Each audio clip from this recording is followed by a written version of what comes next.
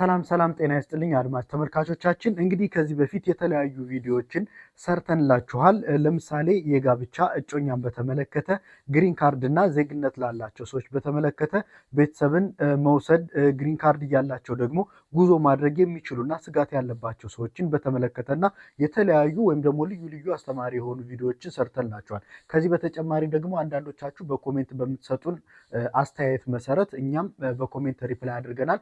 ቪዲዮ የሚያስፈልገውን ደግሞ ልክ እንደ ዛሬ የተለያዩ ቪዲዮዎችን እየሰራን አፕሎድ እናደርግላችኋለን ማለት ነው።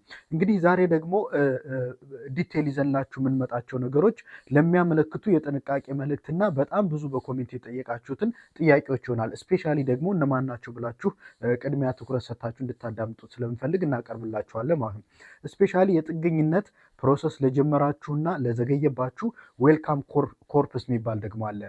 5 ሰው ተደራጅተው አንድ ሰው ወደ ውጭ የሚወስዱበት ዘዴ ማለት ነው። ዌልካም ኮርፕስን በተመለከተ ፍርድ ቤት ላይ ስላሉ የተለያዩ ኬዞች እና የቤተሰብ ቪዛን በተመለከተ በጥልቀት እንመለከታለን ማለት ነው።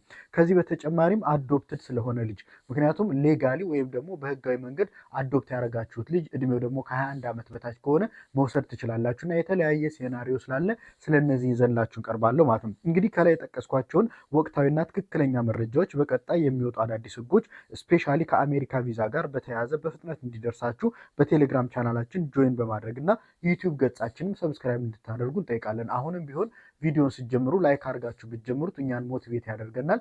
በቀጣይ ደግሞ ሰብስክራይብ እና የደወሏን ምልክት በምትጫኑበት ጊዜ የተለያዩ አፕዴት የሆኑ ስፔሻሊ አሁን በዶናልድ ትራምፕ አስተዳደር መሰረት የተለያዩ ህጎች እየወጡ ስለሆነ እነዛ ህጎች በፍጥነት ወደ እናንተ እንዲደርሳችሁ ኖቲፋይ እንዲያደርጋችሁ የደወል ምልክቷን መጫኑ መርሳት የለባችሁ ማለት ነው።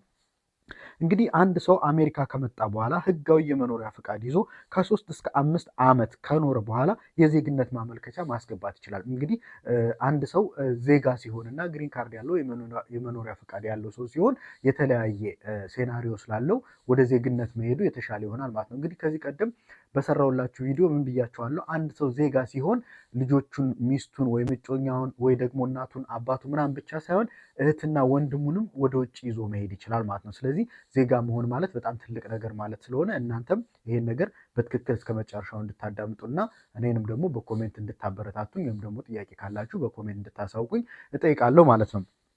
እንግዲህ ከዚህ ጋር በተያያዘ ምላችሁ ምንድን ነው ይህም ማለት አንድ ሰው የዜግነት ማመልከቻውን 3 ወይም 5 ዓመት ስለኖረ ብቻ ማመልከት ይችላል የሚለውን በዲቴል እንመለከታለን ማለት ነው። ምክንያቱም አንዳንድ ሰው ህጉን ሳያውቅ ወይም ደግሞ ለምሳሌ አሁን በጣም አስቸጋሪ ጊዜ ስለሆነ የጥገኝነት የሚጠየቁና ተያያዥ ለምሳሌ ስፔሻሊ አሳይለም የሚጠይቁ ሰዎች አስቸጋሪ ሁኔታ ሊኖርባቸው ይችላል። ከዚህ በፊትም የሰራሁት ቪዲዮ አለ፣ እዛ ሄዳችሁ ማየት አለባችሁ። ነገር ግን አሁን እዚህ ጋር ላብራራላችሁ፣ በዚህ ቶፒክ ብቻ ላብራራላችሁ የምፈልገው ምንድነው 3 ዓመት ወይም 5 ዓመት የመኖሪያ ፈቃድ ተሰጥቷችሁ ስለኖራችሁ ዜግነት መጠየቅ ትችላላችሁ ወይ ወይም ደግሞ አትችሉም ወይ፣ ምን ማድረግ አለባችሁ የሚለውን ይዤላችሁ ቀርባለሁ ማለት ነው።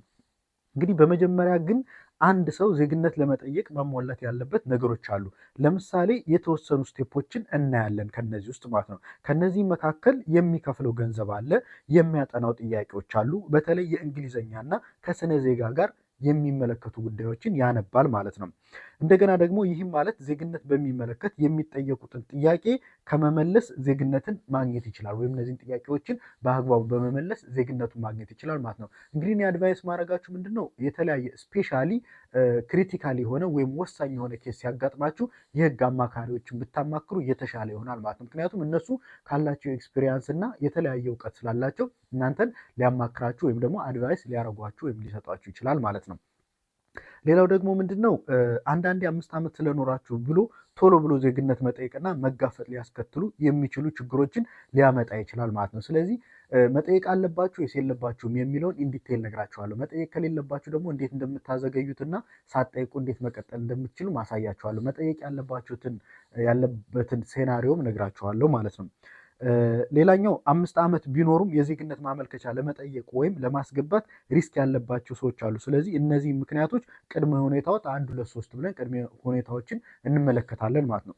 ለምሳሌ ምንድነው 5 ዓመት ኖራችሁ ዜግነት ለማመልከት አስቸጋሪ የሆነበት ሁኔታ አንደኛው የመኖሪያ ፈቃድ ኖሯቸው ነገር ግን ከአሜሪካ ሀገር ውጪ ጉዞ አድርገው ከ6 ወርና ከዓመት በላይ የቆዩ ሰዎች አሁን ላይ የዜግነት ማመልከቻ ባያስገቡ ወይም ባያመለክቱ ይመረጣል። እንግዲህ ከዚህ በፊት ነግሬያችኋለሁ። የአሜሪካ ፈቃድ ሲኖራችሁ ከ6 ወር በላይ ከአሜሪካ ወጥታችሁ መቆየት አትችሉም። ምክንያቱም ወጥታችሁ ከቆየችሁ በኋላ አሜሪካ መኖር አልፈለጉም፣ የተሰጣቸው እድል አልተጠቀሙበት ምናምን ሊባል ይችላል ብዬ ከዚህ በፊት አቅርቤላችሁ ነበር። ዘሴም ቲንግ ደግሞ እዚህ ላይ ለምሳሌ ከኢትዮጵያ ወይም ደግሞ ሌላ ሀገራት ቆይታችሁ ወደ አሜሪካ ስትመለሱ ከዚህ በፊት የነገርኳችሁ ምንድን ነው እዚህ መኖር አልፈለጉም ተብሎ ኢቭን ዜግነትና ሌላ ነገር ብቻ ሳይሆን የመኖሪያ ፈቃድም ሊያስነጥቅ ይችላል። ፍርድ ቤት ሊያስወስድ ይችላል። ዲፖርት ሊያስደርግ ይችላል። ወደ አሜሪካ ድንበር በምትገቡበት ጊዜ በኤርፖርት ሊሆን ይችላል፣ በፖርት በምትገቡበት ጊዜ ሊያስመልሳችሁ ይችላል ማለት ነው።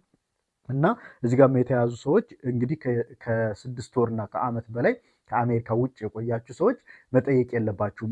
ግሪን ካርድ ቢኖራችሁም ዜግነት መጠየቅ የለባችሁ ማለት ነው። ለምን እንደሆነም እነግራችኋለሁ ማለት ነው። ምክንያቱ ደግሞ ምንድነው? ከ6 ወር በላይ ከአሜሪካ ሀገር ውጭ በመቆየታቸው ጥያቄ ሊያስነሳና የተሰጣቸው የመኖሪያ እድል አልተጠቀሙበትም ወይም በቀጣይ ሊጠቀሙበት አይችሉም በሚል አሜሪካን ሀገር የመጡት ለመጎብኘት ነው ሊያስብላችሁ ይችላል ማለት ነው። እንግዲህ ከዚህ በፊት በሰራሁላችሁ ቪዲዮም ነግሬያችኋለሁ። አሁንም ቢሆን እናንተ በዚህ አጭር ጊዜ ውስጥ ጭራሽ ዜግነት መሆን እየፈለጋችሁ በግሪን ካርዳችሁ የመኖሪያ ፈቃድ እያላችሁ እዛው ሀገር ካልኖራችሁ እነዚህ ችግሮች ሊመጣባችሁ ይችላል ማለት ነው። ይህም ደግሞ እንኳን ዜግነት ሲቲዝን ሊያሰጣችሁ ይቅርና ግሪን ካርድ አያስፈልግም ተብሎም ሊያሰናብታችሁ ይችላል ማለት ነው። ስለዚህ ይህን እንደ ቀላሉ ማየት የለባችሁም ማለት ነው። ምክንያቱም የተለያዩ ነገሮች እየተቀያየሩ አዳዲስ ነገሮች አዳዲስ ህጎች እየወጡ ስለሆነ ማለት ነው በአሁን ባለው አስተዳደር። ሌላኛው ሁለተኛው ደግሞ ምንድነው? ትንሽም ቢሆን የወንጀል ታሪክ ያለባቸው ሰዎች የዜግነት ማመልከቻውን ቢያዘገዩት ይመረጣል። ትንሽም ቢሆን ብያቸዋለሁ። እንግዲህ ወንጀሉ ደግሞ ማይነር መሆን ወይም ትንሽ መሆኑ ብቻ ሳይሆን የዛሬ 10 ዓመት የተፈጸመ ሊሆን ይችላል። ያ ማለት በጣም ሩቅ ጊዜ የተፈጸመ ወንጀል ሊሆን ይችላል ማለት ነው። በተጨማሪ በፍርድ ቤት ተወስኖ ነፃ ተብሎ ተለቆ እንኳን ቢሆን ችግር ነው ማለት ነው። ስለዚህ እነዚህ ሰዎች በዚህ በአስቸጋሪ ወቅት የዜግነት ጥያቄ መጠየቅ ያለባቸው። ምክንያቱም አንደኛ እናንተ ጥሩ ሰው ኢቭን ነፃ እንኳን ተብላችሁ እንትን ብትሉ ጥሩ ሰው የሚለውን ነገር ትርጉም ሊያሰጠው ይችላል። ይሄ ምንድነው? በጣም ጥንቃቄ የሚፈለገው ይሄ ሁለተኛ የጠቀስኩት ምክንያት ጉድ ሞራል ካራክተር ወይም ጥሩ ሰው አይደለም የሚል ትርጉም ሊያሰጠው ስለሚችል ነው። ምን ቢሆን ወንጀል ትንሹም ሆነ ከ10 ዓመት በፊት ተፈጸመም በፍርድ ቤት ነፃ ተብላችሁ ተለቀቃችሁም ጥሩ ስለማይሆን በዚህ ጊዜ ባትጠይቁ የዜግነት ኬዝ ይመረጣል ማለት ነው። ሌላው ደግሞ ምንድነው? ኦፊሰሮች ትላልቅ ስልጣን ስለተሰጣቸው ወዳልተፈለገ ነገር መውሰድ ይችላሉ ማለት ነው። ቅድም የነገርኳቸው ሪዝኖችም ተጠቅመው ወዳልተፈለገ ነገር ሊወስዱባችሁ ይችላሉ ማለት ነው። እነዚህን ጥንቃቄ ማድረግ አለባችሁ ማለት ነው። ሌላኛው ደግሞ ምንድነው? ሶስተኛው ከዚህ በፊት በአንዳንድ የኢሚግሬሽን ጉዳዮች ዙሪያ ችግር ያለባቸው ሰዎች እንግዲህ ከዚህ በፊት የኢሚግሬሽን ችግር ካለባችሁ ግሪን ካርዱ የመኖሪያ ፈቃድ ኖሯችሁ እንደገና በተጨማሪ ደግሞ የዜግነት ለማመልከት በምትሄዱበት ጊዜ ከዚህ በፊት ችግር ያለባችሁ ከሆነ እንደ አዲስ ያ ችግር ሊቀሰቀስባችሁ ይችላል። እነዚህ ችግሮች ምን ምን ናቸው ለሚሉት ደግሞ ምሳሌ ለመስጠት ያክል ለምሳሌ ሚስ ሪፕሬዘንት ያደረጉ ከዚህ በፊት ፍራውድ የፈጸሙ በተጨማሪ ግሪን ካርዳቸውን ያገኙበት ሁኔታ አጠራጣሪና ችግር ያለበት ከነበረ የዜግነት ማመልከቻውን ከማመልከታቸው በፊት ከጥሩ ባለሙያ ጋር ቢማከሩ የተሻለ ነው። እንግዲህ እንደነገርኳችሁ ቅድም የተወሰነ ወንጀል ካለ ኢቭን ራቅ ያለ ዓመት ቢሆን በፍርድ ቤት ነፃ ብትባሉ እንደ ጉድ ፒፕል ወይም ጥሩ ሰው እንደሆነ ስለማያመለክት አሁን ብታዘገዩት ይመረጣል። ነገር ግን አሁን የጠቀስኳቸውን ነገሮች ፍራውድና ግሪን ካርዳቸው ላይ ችግር ያለ ሲያገኙትም ከዚህ በፊት ወይም ደግሞ የተለያየ ችግር አግኝቷቸው ያን ችግር ግን አልፋችሁ እዚህ የደረሳችሁ ሰዎችን መጠንቀቅ አለባችሁ ማለት ነው። ምክንያቱ ደግሞ ይህ ችግር ሌላ ያልታሰበና ያልተፈለገ ችግር ይዞ ሊመጣ ስለሚችል ነው እንግዲህ የህግ ባለሙያ እንድታነጋግሩ የጠየኳችሁ ማለት ነው ቅድም። ስለዚህ ዜጎች 5 ዓመት ኖረናል ብለው መብት አለን ብለው ከማመልከታቸው በፊት ቆም ብለው ሊያስቡ ይገባል ማለት ነው። በመጨረሻም በባይደን ጊዜ 5 ሰዎች ተደራጅተው ዌልካም ኮርፕስ በሚባል ሰዎችን እያመጡ ነበር። ማለትም 5 ሰዎች አንድ ሰው ወደ አሜሪካ ማምጣት ማለት ነው። ነገር ግን አሁን ላይ 5600 የሚሆኑ ሪፊውጂ በድጋሚ ሪቪው እየተደረገ ነው ያ ኬዝ ማለት ነው። ስለዚህ ሪቪው ተደርጎ አሳማኝ ካልሆነ ዌልካም ኮርፕስ የሚባለው ከዚህ በፊት የነበረው ፕሮሰስ ምን ሊደረግ ይችላል? ሊመለስ ይችላል። በፍርድ ቤት ውሳኔ ሲሰጠው የምናየው ይሆናል ማለት ነው። በኮሜንት የጥያቄ ተጠይቆ ስለነበር ነው ማብራሪያ የሰጠሁት። አዶፕት የተደረገ ልጅ ደግሞ መጀመሪያ አዶፕት ሲደረግ በፍርድ ቤት ወይም በሌላ ህጋዊ መስሪያ ቤት የጸደቀ ከሆነ ፕሮሰስ ማድረግ ይችላል። እንግዲህ ከዚህ በፊትም ሰርቼዋለሁ። ስፔሻሊ ቤተሰብ ሲወሰድ፣ እጮኛ ሲወሰድ፣ በጋብቻ ሲወሰድ የተለያዩ ነገሮችን አብራርቼላችኋለሁ። አሁን ስፔሻሊ ደግሞ ልጅ ሲሆን የራሳችሁ ልጅ ካልሆነ አዶፕት የተደረገ ልጅ ከሆነ በፍርድ ቤት ወይም ተያያዥ የመንግስት መስሪያ ቤቶች ጸድቆ በደብዳቤ አዶፕት ስታደርጉት ማለት ነው። እንግዲህ ለምሳሌ አንድ ሰው ተነስቶ አዶፕት ያደረኩት ልጅ አለ ልውሰደው ቢል አይችልም። ምክንያቱም ከዚህ በፊት አዶፕት አድርጎ ሲያሳድገው ወይም ደግሞ የኖረበት ምክንያት ራቅ ያለ ደብዳቤዎች ሊያስፈልገው ይገባል ማለት ነው። ምክንያቱም ታማኝነት እንዲሆን ማለት ነው። እንግዲህ ሰብስክራይብ ያላደርጋችሁ በድጋሚ ሰብስክራይብ እንድታደርጉ እየጠየኩኝ፣ ያልገባችሁ ጥያቄ ካለ እንደተለመደ በኮሜንት ጠይቁኝ። የቴሌግራም ቻናል አለ። የተለያዩ ዶክመንቶችን ደግሞ በዛ ቻናል ላይ ስለምለቅላችሁ እና ሊንኮችን፣ መመሪያዎችን አዲስ ሲወጡ ቪዲዮ እስክሰራላችሁ ድረስ እዛ ላይ ፖስት ስለማደርግ ቴሌግራማችን ጆይን እንድታደርጉ በአክብሮት ጠይቃለሁ ማለት ነው። ቴሌግራም ቻናላችን ደግሞ የመጀመሪያው ኮሜንት ላይ ፒን አደርግላችኋለሁ። ክሊክ አድርጋችሁ ጆይን ማድረግ ብቻ ይሆናል ማለት ነው።